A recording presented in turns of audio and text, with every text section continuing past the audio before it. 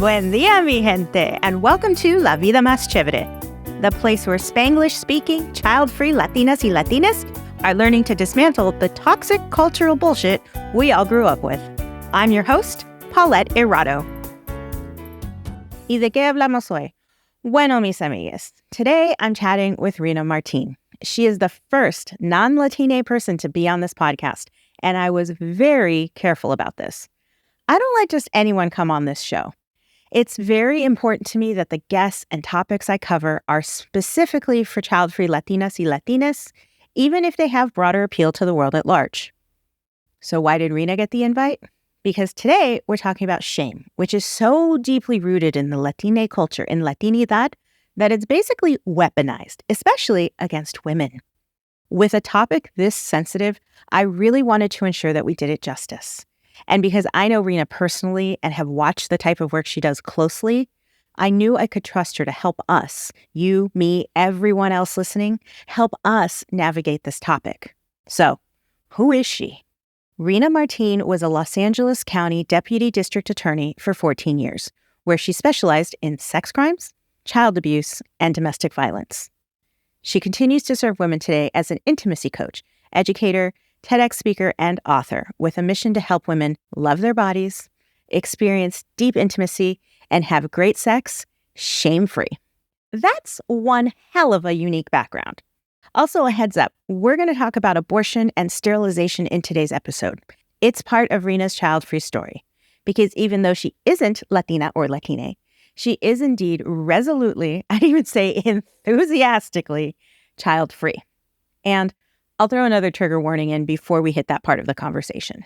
Oh, and before we start, I want to remind you that the podcast is now open to your support.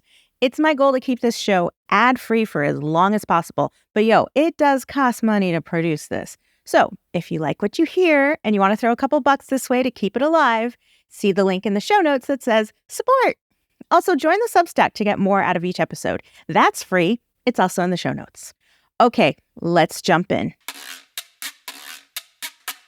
And today I have Rena Martine with me. I'm so excited to talk to this woman, and you're going to be just as excited to hear from her when we let you in on why she's here. Because some of you are going to be like, Rena Martinez? No, Rena is not actually Latina, and that's okay.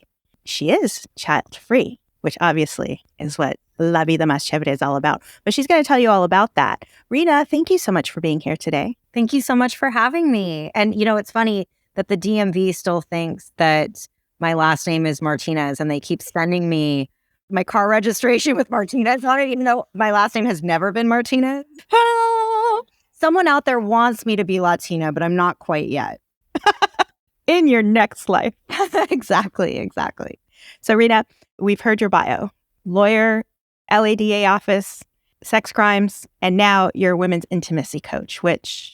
could you explain what that is? Sure. So in my capacity as a women's intimacy coach, I work with women one-on-one to help them love their bodies, experience deep intimacy, and have great sex shame-free. What the heck does that mean, Rena? Really, I serve a lot of different women. Some are in relationships where perhaps things have either gone stale. They were never that great to begin with. Perhaps there's some religious shame at play, where a woman just has never been in touch with her body or pleasure, or was told that it was something that she wasn't supposed to be allowed to want. Or we've got someone who's single, who's recovering from a breakup, and who's taking a real hard look at her past relationships and saying, wait a second, I want to get off this ride. I want to stop repeating these patterns. So every woman is unique, but what they all have in common is a sense, okay, what's wrong with me that I can't do this thing right? Whether that be sex, whether that be romantic relationships, or whether that even be platonic intimacy. Because I've worked with quite a few women who are these successful, badass bitch go-getters at work, but they have no idea how to turn that off and form meaningful connections with people. So intimacy is really just showing up as you are and allowing yourself to be seen, whether that's inside the bedroom or outside the bedroom. So you're not just a sex coach. Correct. Yes. Because pretty much anyone can have sex, but not everyone can experience intimacy. And so that's where I bridge those two together. And you can have sex without intimacy and intimacy without sex. But sexual intimacy is kind of its own beast. And that's a huge part of the work that I do with my clients. How did you get into that? I met you at a party, but why don't you tell the audience, really, how do you jump from being in this hardcore legal situation to now coaching women one-on-one in something that requires such a tender touch? Right. I mean, not that it didn't require a tender touch with a lot of children, which is what I did when I was a DA. So childhood abuse survivors, but also grown adults too, and not just women, men as well. But my own journey really plays into why I do what I do today to help women, because I felt a tremendous amount of shame in my own life because I did all the things that I was told I should do and should want. So I got married and we had the white picket fence lifestyle. And I really sucked at monogamy. And I was like, why can't I get this thing right? I'm supposed to want this. I'm supposed to want to get married. I'm supposed to want to have kids. I'm supposed to want to go to couples game nights all the time. And oh my God, I just feel like I'm living in a prison. And so I've been in therapy most of my adult life. And I'll tell you, not all therapists are created equal. And I finally found someone who was just like mind-blowingly good. And I came to her begging for her to fix me. Like, help me just be grateful and happy for this really good life that I have. And she dismantled that, broke me down, I mean, in the kindest way, but led me to understand that I wasn't broken. And that's really what shame is. It's this idea that there's something broken with us. There's something abnormal about us, that there was nothing wrong with me. I was just trying to fit the square peg of Rena into the round hole of the white picket fence.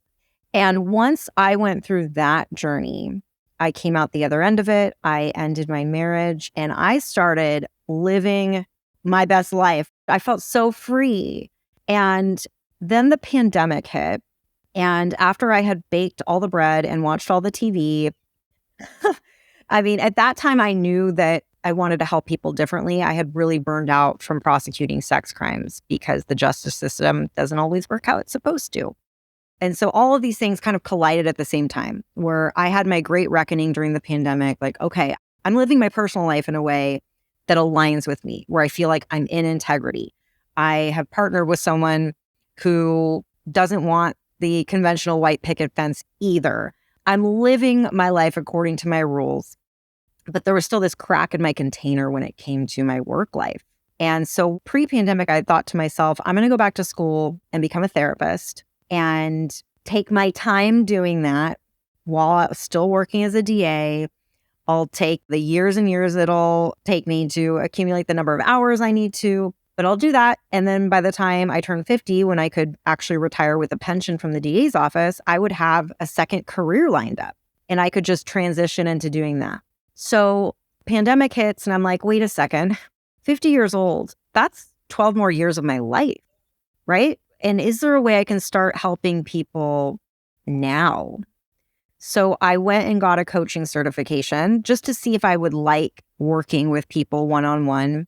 It turns out I loved it. It turns out there was a huge demand for intimacy coaching, especially evidence-based. And I say that because most sex coaches out there are spiritually based, and I'm not one of them. There are very few who take a neuroscientific approach to what they do. But it's the lawyer in me. I want the evidence, I want the data, and I want the facts, right?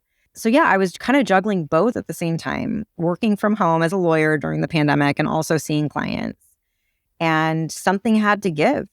And I thought, you know what? If not me, then who? I don't have kids I have to support, right? I'm not married. My partner and I, we live separately from each other. I don't have a mortgage. My car is paid off. Who else is going to be able to take this massive leap from a very stable government job with the golden handcuffs to follow their passion? If not me, then who? So I made the scariest decision I have ever made, which is saying a lot because I've made a lot of those, and left my really stable career to help women do in a shorter period of time what it took me years to do on my own, like years of therapy, years of anguish, years of couples retreats with my then husband. I mean, trying to figure this all out. And so I've committed myself to saving people time in their journey so that they can reach the other end of the rainbow, because it is So nice over here. The water's warm. Come on in. That was very beautiful. We're about to hear about Rena's TED Talk that she gave late last year. I'll have a link for you in the show notes and on Substack. But I have to apologize for one kind of big thing. I kept referring to a tornado of shame in her speech when what she actually called it was a hurricane. That's my bad. But quick history lesson. Did you know that the word hurricane comes from the Taíno word huracán? That's the language of the native people of Puerto Rico. Isn't learning stuff fun? I'll leave you a link in the show notes about that too. Anyway, back to Rena and the hurricane, not tornado, of shame. You're also now a TEDx speaker. I remember when you were prepping for that and giving whole behind the scenes how the sausage is made process, and then it finally came out. I'll have it linked in the show notes for people to watch. And it was about the tornado of shame. Shame is a thing that I think is universal.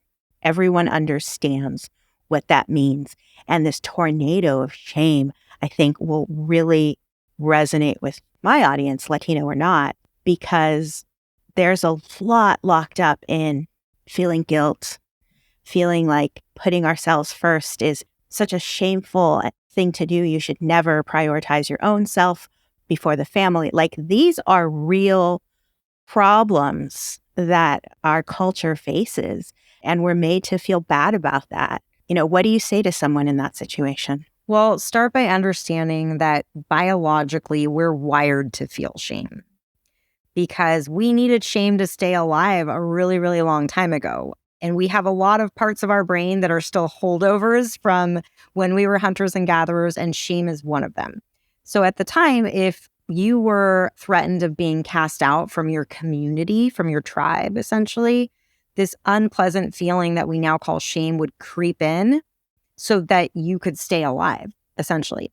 And so we are left with this feeling of shame, but interestingly, it's now universally considered to be a psychologically damaging emotion. So it's bad for us. Not only is it our appendix where it doesn't really do anything, it's actually bad for us. So like I said in my TEDx talk, it's like if our brains were computers, we're walking around with these clunky, outdated desktops on our necks that also have viruses on them. So really confronting our shame is an act of rebellion. And I want to touch on what you brought up about how pressure and shame shows up in the Latina community and this sense of you have to be a martyr. Because I see that so often with my clients who span the race and ethnicity spectrum. But one of the first things we do is really start unpacking, okay, what external messages did you get growing up about what it means to be a woman, about sex, about what a woman's role is? I mean, all these things. And so often, and not just with my Latina clients, but with other clients, I will see them saying, well, I grew up in an environment where my mom says you got to do everything for the family. It's your job to keep things together. And so it's no wonder that now as adults, they're people pleasing in their relationships. They don't know how to use their voice. They're sticking around in relationships that may even be borderline abusive because as children, they were taught, no, it's your job to keep things together. And if things are therefore falling apart, that's your fault. So that's how I see shame creep up. And as far as this tornado, this hurricane of sexual shame, when we're talking about women, people say, Rena, where do you think the majority of women's shame comes from? And I say, well, I think the better question is, where does it not come from? Because it can come from our families of origin. It can come from our religion. It can come from, heck, the Instagram accounts we follow, the trash reality TV we watch. And sure, it can come from surviving sexual trauma, because that's what a lot of people assume. Well, sexual shame, that means that you must have survived some sort of traumatic event. And no, that's a small portion of the sexual shame that we have walking around on this earth. Because I see plenty of women saying, hey, my body doesn't work this way. What's wrong with me? I can't orgasm this way. What's wrong with me? Is it abnormal that I do this? So anytime I hear words like normal, abnormal, what's wrong with me, or the word should, I know that that's all code for some sort of underlying shame. This is why I asked her to be here. And I think you hit on a lot of points that not only is universal to women, but Latinas specifically. These are all things that we carry within us. And women like us who are breaking generational cycles by not having children and not perpetuating that same tradition, because that's part of what it is, right? These traditions of sweeping shit under the rug, staying quiet in the face of what might look, feel, and actually be abuse, like you just mentioned. Like, that shit is hard. And it's really hard sometimes to step out of that, right? That's where you help women on this journey, right? Can hold their hands in figuring out how to even come to terms with all of these weird emotions that come from doing the exact opposite of what you grew up doing. Right. But and part of it too isn't to get people to say, wow, my parents must have been assholes or my parents must have been idiots. Like, why were they feeding me this toxic stuff? But also, okay, what did they teach me about what it means to be a woman? And then how is their lens different from mine? So that in their mind, that made sense. And also, are they doing the thing I'm trying to do? Because if your mother was somebody who didn't value higher education or didn't have access to it, for example, it may have made sense that, yes, this is your job. This is what you do. But has she done the thing you're trying to do? If you're leading a different path, then no. And like I say, don't take criticism from someone you wouldn't take advice from. Don't put on somebody else's pair of glasses and assume the lens that they see the world from, because their lens makes sense to them. And so understanding, okay, her input, my family's input, it came from a place and it makes sense to them. We're all rational actors. However, I have a different prescription that I need, right? For this path that I'm trying to follow. And so I think doing that kind of micro level dismantling can be really helpful, because we're giving everyone some grace in this particular circumstance. I've heard a lot of people say, okay, I'm scared to go to therapy because they're just going to convince me that I hate my mom and dad and that they were terrible people. And so, yes, there is a slight bit of truth to that when it comes to therapy. That is not what I do with my clients as a coach. It's really putting things in their home and in their place. We're recondoing our emotions. Recondoing our emotions. That's brilliant. And, I'm at the point in my life where I'm also able to separate how my parents raised me, because that's what they knew. They were doing the best that they could do with what they had, and that might not have been great, but also I am able to see it more objectively than when I was going through it, right? So two things can be true. Parents could have tried their best, and parents could still have not done for us what we needed. Abso-freaking-lutely. Yes, yes, yes. There was a lot in there, so I wanted to take a breather to examine some of what we covered here. A lot of what we know about ourselves today is through the lens of what our parents wanted for us. This is a common first-gen struggle, but it doesn't stop there. There's always this aim for better, even for perfection, which I did a whole episode on. I'll leave it in the show notes. I really appreciated how Rena compares it to needing a different lens prescription, different glasses. Our parents knew only what they knew, and they hopefully, they did their best with the information they had at the time. But our generation is maybe trying to accomplish something different. It's a different world now. It could absolutely be in line with what our parents hoped for us, but they don't have the same glasses prescription to see it as we do. So they may not be able to see it through the lens of their own experiences and their own limitations. And that's okay. I just wanted to make sure we didn't gloss over that. And we're all human. Yeah. And I mean, none of us are perfect, nor should we strive to be perfect. Oh my gosh, perfection is a lie. Yeah, it's bullshit. I mean, I say a lot, think of how many industries would collapse if women started loving our bodies tomorrow. But think of how many industries would collapse if none of us were striving for perfection. Mm-hmm. What I say all the time is that decisions are not life sentences, right? There are very few things in this life you can't walk back. Very few things that are absolutely permanent once you make that decision. Cutting off your leg, it's not going to grow back. It rarely happens, right? If you find yourself in a situation where you have to cut off your leg, it's probably a life or death kind of situation, right? You have to remove that limb in order to go on and live your best life, live your life más chévere, as we do on this program. But most other things, you can change your mind about.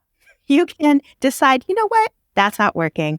Let me turn this car around and take a different path. Absolutely. And giving yourself permission to fall out of love with what you thought you wanted. Because people often stay in relationships, for example, well, I made the commitment. And that isn't necessarily doing anyone any favors if you're staying out of obligation. But you had me thinking, we were talking about cutting out the leg, like things that can't be reversed. And before we started recording today, we were talking about the concept of regrets. And when people ask, do you have any regrets in your life, Rena? I say I have one, and it was over plucking my eyebrows in the 90s. You know what? You're right. I usually go with face tattoos, but even those are removable. When I was 15, I overplucked my eyebrows, and I am going to be 45 probably by the time this episode airs, and 30 years. Yeah, I'm with you. All right. Well, we've talked about shame. We've talked about sexual shame. That's what you do for a living. That's who you are, right? Like, this is a vocation for you. This is who you are. For anybody who wants a model of someone living La Vida Más Chévere, Rita is here for you. Like, Rita embodies her work to such a degree because that is your best life, right? Yeah. Yeah. I mean, there's very little distinction between work and play for me, which is usually a blessing, but sometimes a curse because I'm like, wait, gosh, I'm working again. I didn't even mean to be working right now. But it is such a relief to not have to wear these different hats because I felt like I did have to do that quite a bit in my last career, in a very conservative profession as a prosecutor. And now I'm like, I wear the same thing. I talk about the same things as I do outside my life at work and inside my work life. And there isn't this cognitive dissonance there. And that is so liberating. There is the word of the year right there, liberation for all. So on top of being a former attorney, this badass intimacy coach, and a TEDx speaker, Rena is now also writing a book. I'll let her tell you all about it, but you best believe you're going to want a copy of this when it comes out. I'll have the title in the show notes so you're not like, what was it called? Sex something? Don't worry, the whole title will be there, and then it'll become a hyperlink once the book is actually out. Also, get on Substack and I'll alert you to it when it's available. Also, get on Rena's newsletter. It comes out on Hook Days, of course. So you're writing a book. The book won't be out until 2024, but tell us more about that. Okay, so it's called The Sex You Want, and the subtitle is A Shameless Journey to Deep Intimacy, Honest Pleasure, and a Life You Love. And what it is, it's a self-help book, so nonfiction, but it's a little bit different than what's on the current sexual self-help offering in that I share a lot of my personal stories and those of the clients that I've had the honor of working with. Those are anonymized for them, not anonymized when it comes to me, and giving people lessons. So each chapter is a lesson illustrated by stories, but also with practical tools on how to go out and do this. So I tell you, go to this website, check out this product. Like, I'm telling people how to do the damn thing. Like, that's kind of my motto because no one's teaching us how to do it. I wrote the book that I wish I'd had on the beginning of my own journey toward being shame-free because a lot of what's out there right now is being written by academics or clinicians. And so there's this kind of ivory tower perspective. And mine is supposed to feel like a conversation between two friends over a reasonably priced bottle of wine. Trader Joe's wine. Exactly. And that's what it's supposed to read like. Very conversational. I'm not talking at you. I'm with you. And what sets it apart too is that I talk about a lot of topics that have typically been siloed in the sex world. So I talk about BDSM. I talk about ethical non-monogamy. I talk about, hey, you want to have a threesome, here's how to do it. In addition to all the things you might expect in a sex book. But what my editor had said to me when she wanted to buy the book, when the publisher wanted to buy the book for me was, I like the fact that you treat all of these things that people might consider as taboo as just normal topics of conversation. And so it's a good start to your journey. And like I say, there's never an end to your journey. But this is inviting the reader to approach their own life from a place of curiosity to start getting rid of their shame and invite in more pleasure and better relationship to themselves and to other people. What's really exciting for me is, first of all, you light up when you talk about it. People aren't going to have the privilege of watching you talk about it on this show, but go follow her on Instagram, because not only does she talk about this all the time, like the content of your book is in your stories all day, every day, and you light up when you talk about this, which makes it clear that you love it, and that's why you're so invested in it. But also, if you want sex toy recommendations, get on her newsletter. She will tell you. She will send you discount codes. She will show them in her stories. If your needs are somewhere else, if you want to explore BDSM, here is someone who will actually talk to you about it without making you feel like you're the weird one. And that's what I love about you so much. In your stories on Instagram every day, you're like dismantling this weird idea that we have culturally around sex, and you're just making it okay to talk about. Like, it just feels like it's okay. Like you were saying, it's two girlfriends over a glass of reasonably priced Trader Joe's wines, probably rosé. Oh my gosh, it's so funny because literally one of the chapters of my book opens up with me having a conversation with a friend of mine over a bottle of reasonably priced Trader Joe's rosé in my backyard at the time. This book is for you, Paulette. You know? Yes, I want a signed copy. I will be buying my copy from an indie bookshop and then taking it to you so you can sign it for me.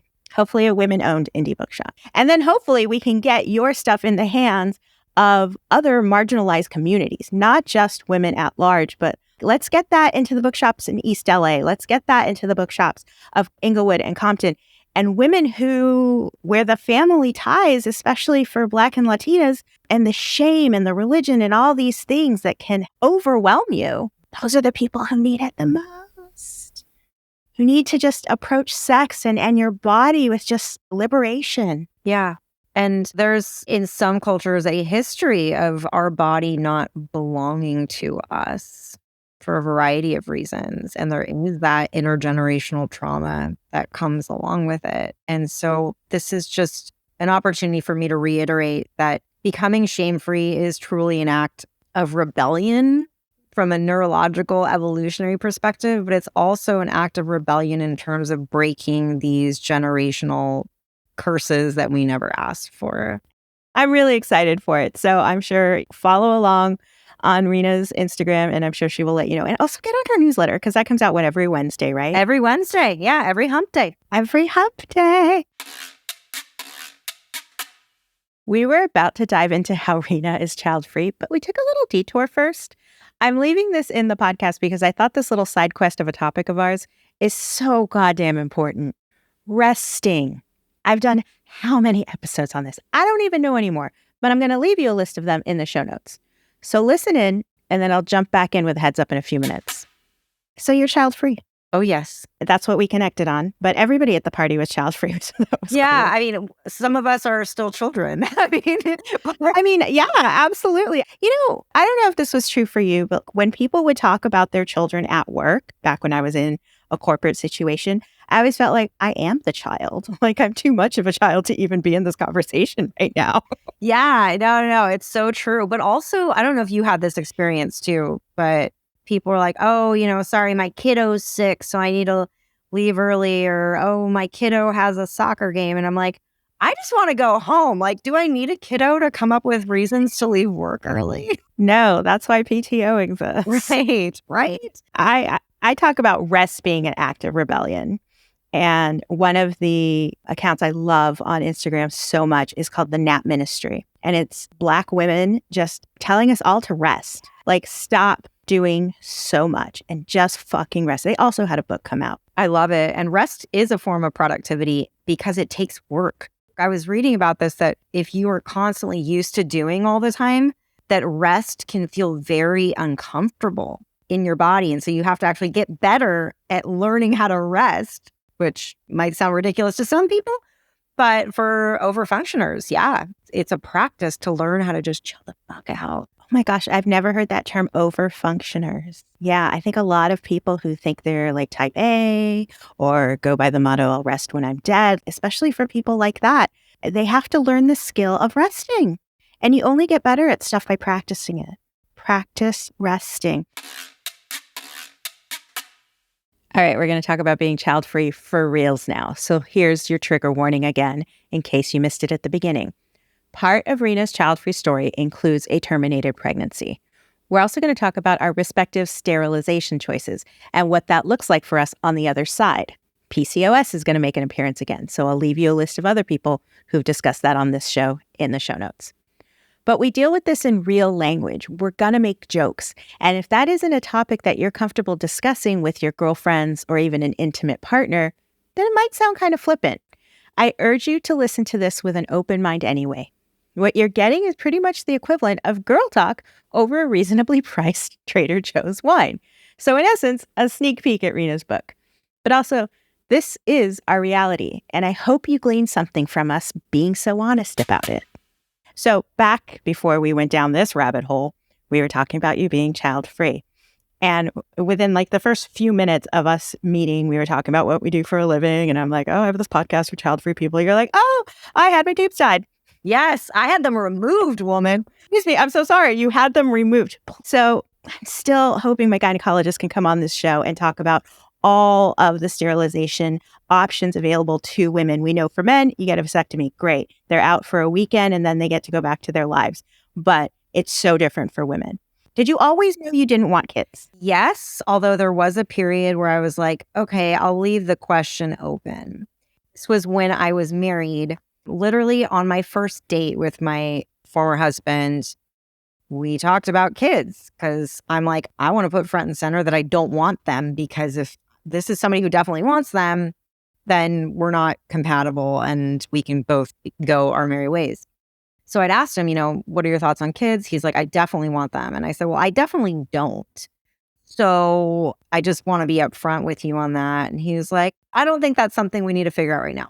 I come to find out later, Paulette, because he knew that I was going to be an aunt for the first time a few months after that. The manipulative bullshit is about to start. He says, I had a feeling that once you became an aunt that you might change your mind.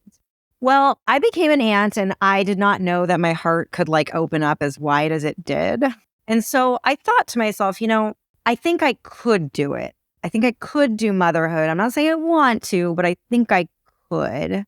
But luckily, by the time we ended up getting divorced, we had not started trying. So it was not an issue, but I was leaving it open. It was definitely not something I needed. So I've had polycystic ovarian syndrome my whole life, which I've always been told hey, it's going to be kind of hard for you to get pregnant naturally. And I'm using air quotes for people who can't see them.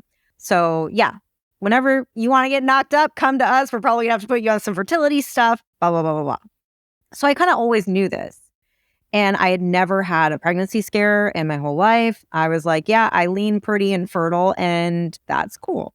So fast forward to year before last, I'm in a relationship now with my partner who I've been with almost 5 years. And I had gone off my birth control because I was having some side effects. I had made an appointment to see my new OBGYN because I had switched insurance because I left the county and had to buy my own damn insurance. So I was in this few months of limbo where I was off the pill and I had an appointment with my new doctor to talk to her about sterilization, about getting my tubes taken out.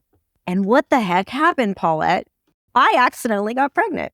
Yeah, completely unplanned. And I'm grateful that it happened. And I know this might be a polarizing thing to say, but hopefully the target audience for your podcast will not be too offended by this. I'm grateful that it happened because it kind of gave me a chance to say, okay, Rena, you thought your whole life this was going to be a job for you to get pregnant, right? A job meaning fertility treatment, all this stuff. And here we go. We're going to hand it to you on a silver platter. And I was 39 at the time. Accidentally getting knocked up at 39 with polycystic ovarian syndrome is kind of unheard of. So it was handed to me on a platter. And when that pregnancy test came back, I took one of the at-home ones. There was no question in my mind that I did not want to keep the baby. And so I'm grateful for the fact that this happened because that question has been answered for me. Mm-hmm. It crystallized that for you, right? So I immediately went into the doctor. I got a much sooner appointment. I was like, hey, I'd like to talk about termination. I was early enough on where I could just take the at-home pill and do it that way. and we made an appointment to get my tubes taken out. So my understanding is that if you're a woman and you are certain that you don't want to have kids, doctors are now recommending you just have the tubes removed instead of tied because it almost eliminates your risk of ovarian cancer. Oh, fun. Yeah. But so my partner and I, we did have a conversation. Do I want to get my tubes taken out? Do you want to get a vasectomy? He's 99% sure he doesn't want to have kids. I'm 100% sure. And if I could also reduce my risk of cancer, why wouldn't I? And let me tell you, the recovery for this procedure was like nothing. The procedure itself was like nothing. The COVID test they had to do up my nose with the swab the day before the surgery, that was worse than the surgery and the recovery itself. Please tell me more, because I had an ablation and I would not say recovery was great. Okay, so I had an ablation at the same time. Oh, okay. And you mean to stop your period and all of that? Mm-hmm. Okay. So that's actually a funny story. And I want to talk about the ablation too, because I didn't even know this was an option. I've had terrible periods my whole life. When I went in to see my OBGYN to schedule the tube surgery, I joked with her and I said, and by the way, if there's something you could do to stop my periods so that I don't have periods anymore, but I'm not thrown into menopause, that would be really great too. That was a joke. She said, oh, actually, yeah, there's a thing we can do for that. The ablation, like you've had done. My mind was blown, Paula. I didn't even know this. Did not know this was an option. She gave me a little pamphlet for it. I said, okay, can you just do that while I'm knocked out? And so she did that. My recovery was really easy. I mean, maybe I'm not reflective of the typical recovery process. I had to wear a pad for a few days, and kind of took it easy. Had to wait a few weeks to start having sex again, but the surgery itself is done laparoscopically. So I have two like tiny little incision marks on either side of my belly button and then like a small one on the inside of my belly button. And that's it. So they don't go up through the vaginal canal. It's all just done laparoscopically. Wait, they did the ablation that way too? No, I think they did the ablation vaginally, but the tube part was done laparoscopically. I was asleep. My doctor asked me what kind of music I wanted to have playing in the operating room. It was all women's staff. This was like my dream surgery. This was seriously one of the most liberating days of my life. But I will say this. I posted about having this surgery on Instagram and I lost followers. When a year before, I had posted about a mental health condition I had that required me to be hospitalized, and I gained followers because of that. So if that's saying something about what we're allowed to be as women, easier for us to understand losing our mind than it is not wanting to be moms. So that's my story of being child-free. I have a bunch of barely hanging on plants, and I have a really cute Siamese cat, and that's what I got going on over here. That's awesome. Thanks so much for sharing that. So my partner, Ryan, who I talk about sometimes, you know Ryan, he said I was charred like a bourbon barrel, and he loves bourbon, so that was cool. That's our funny little joke. It grew back. Like my periods came back. Okay, how long did it take? 9 months. Did you go get it done again? No. So she told me it was a possibility. Like, of course it is. And the periods are much lighter. They are like nothing I ever experienced without having hormonal intervention. Like when I was on the pill, I didn't have a period for like 20 years. It was the best time of my life. But in terms of not having a period, everything else that came with it was less than desirable. Like the plumpness of my lips has come back. The dryness of my scalp has gone away, not being on birth control pills. It's very interesting how the body responds to these things. But I do have a period and I do get cramps like I used to. So one of the, I guess we were joking around, my gynecologist and I, who I love, I've been seeing her for almost my entire adult life as well. She's also child-free, which I love for her. I was like, I just want a hysterectomy. Like my mom had one at 36, but she had fibroids and endometriosis and all this other stuff I do not suffer from. They did find a fibroid, so they took care of that, but it was like tiny, right? Like it's not a condition I suffer from that would lead up to a hysterectomy making sense. So she's like, well, if this doesn't take, maybe it'll be easier for you to talk me into a hysterectomy. She's like, you could wait till you hit menopause. And I'm like, why do I have to? Right. You're like, just make it stop now. So, and I hadn't thought about having it done again. Because I think that's kind of what you do, right? I don't know. I mean, I haven't gotten any sort of bleeding or spotting in the year and a half since I got it done. And the second it happens again, I'm going to call up my doctor and be like, okay, time to come in for a tune-up. I'm done.